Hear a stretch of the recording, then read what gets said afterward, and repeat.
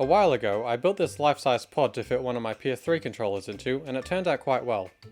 It was entirely made out of cardboard, and it only took a few days to completely finish.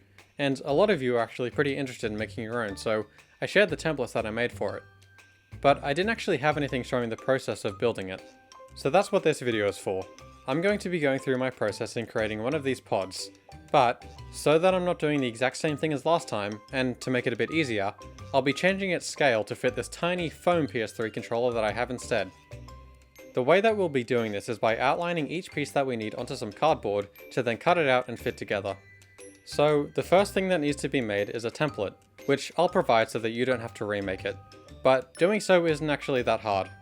You can find a 3D model of the pod from the game on the internet pretty easily, which you can deconstruct to get the outlines of all the necessary pieces. The most important part is just making sure all of the scaling is correct relative to whatever it's being printed on. For example, I made sure to scale the template that I made for this so that printing it onto A1 paper size would allow it to be big enough. So if you are going to be using either this or the full-size template, they've been designed for A1 size. Once it is printed, it's time to start cutting out the template from the paper. I have 3 sheets, which after being rolled up for a while made it a little annoying to work with.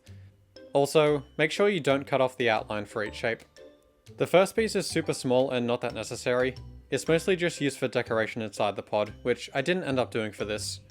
The next piece is important though, which is the top wing that attaches to the roof. 4 of these will be made. Most of the pieces have narrow slots in them for joining the cardboard together, which the 3D model surprisingly already has. But because of how narrow they are, I have to use a blade to cut them out instead of scissors. The next piece is pretty much identical, which is the wing for the bottom of the pod. It's just a little bit bigger. Next is the window piece that surrounds the main compartment, which is pretty much just a square. There's also going to be 4 of each of these pieces too. Next is definitely the biggest piece, the main wing, which connects both the bottom and the top parts together. There are also 4 of these pieces. The last 6 pieces to cut out are all variations of a circle, with 3 going at the top and bottom each. These are also what the wing pieces join onto. It can be kind of hard to tell them apart, so I've labelled them all. Thankfully only 1 piece of cardboard will be made for each circle, with the biggest one being the main platform that the characters stand on in the game and that the controller goes into. But with that, we've completely cut out the template, and we can start cutting out the actual pieces from the cardboard. The pod can pretty much be split up into 3 sections, a top, middle, and bottom, which hopefully lets the labels on each piece make a bit more sense. I'm going to be starting with the bottom, which means cutting out all of the pieces that say bottom on them. First I traced the outline of the shape onto the cardboard so that I know where to cut from. This time I decided to use pins while tracing around the paper so that it wouldn't move as well. Once the shape is on the cardboard, all that's left to do is use the blade again to cut it out, including all of the slots and the circle in the middle. It can be a little annoying cutting cardboard like this, so it's good to be patient. I then did the same thing for the other 2 bottom circle pieces, where holding them from smallest to largest gives an idea of how they'll sit once there are more pieces. Also, because we're doing the bottom first, we can actually test out how the little controller will fit into the platform, and it actually fits pretty well. It doesn't fall out. Now to finish the bottom section of the pod, all that's left to cut out is 4 of the bottom wing pieces, which, again, after tracing it multiple times, it's mostly just a matter of patience to cut it all out. I am making it look a lot faster than it really is though because, well, here are the 4 wing pieces already, which we can start joining onto the circles. First is getting the smallest circle and sliding it into the lowest slot on the wing, then getting the next biggest circle into the next slot, and finally putting the last circular piece under this little tab, which I'll admit isn't super stable. But once we slide in the rest of the wing pieces, the whole thing actually holds together pretty firmly because of how thick the cardboard is and how narrow the slots are. There is one issue though. The pod has 2 tubes that are meant to slide through the top and bottom of the circular pieces, which is what the holes in the middles are for. But because there are these tabs on the wing pieces, it actually totally blocks these holes, stopping a tube from sliding in. Unless you cut slots in the tube, like I did for the full-size pod, which is just kind of a nightmare. So to avoid that, I'm going to be taking it apart again and just cutting off these extra tabs since they don't actually do anything but get in the way. Now we can see that the hole is clear and the bottom is done. Pretty much the exact same thing applies to the top section of the pod, where we cut out 3 circular pieces and then 4 wings. The main difference is that these pieces are just a bit smaller and arranged from largest to smallest instead. I also made sure to cut off the extra tabs before joining the pieces together, which, after doing, finishes the top part of the pod. It holds together super firmly, and we can see the hole through the middle that the tube will go into later.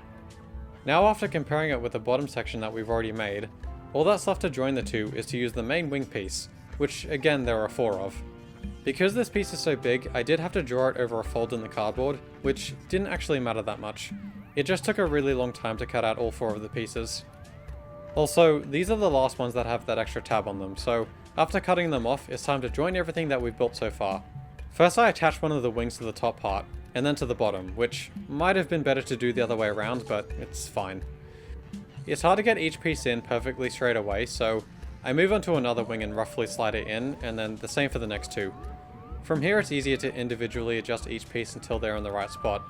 And yeah, that's pretty much it for the main structure of the pod, which is being held together completely by the cardboard. And it's pretty stable while being moved around like this. Even the controller doesn't go anywhere. The only thing left to cut out now are the windows, which there are 4 of. I initially had an idea to include the small tab pieces from before on the windows to give them more surface area to attach the rest of the pod to, but it didn't really end up working, so I just left them out. And I accidentally didn't record it, but once I had the window pieces, I cut out and glued squares of cellophane onto them like in the game, from a roll that I had from last time. I did do this to all of them, even though technically in the game only the side windows are like this, but I think it looks better. Now that the windows are done, it's time to attach them to the pod, which is a little difficult since there aren't any slots for them like the other pieces.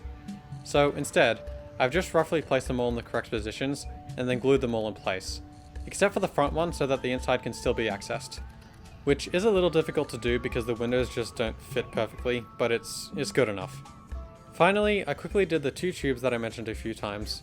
For this, I literally just got an extra piece of cardboard and rolled it into a cylinder, and then slid it into the hole. And then did the same thing on the bottom, which actually works quite well in my opinion.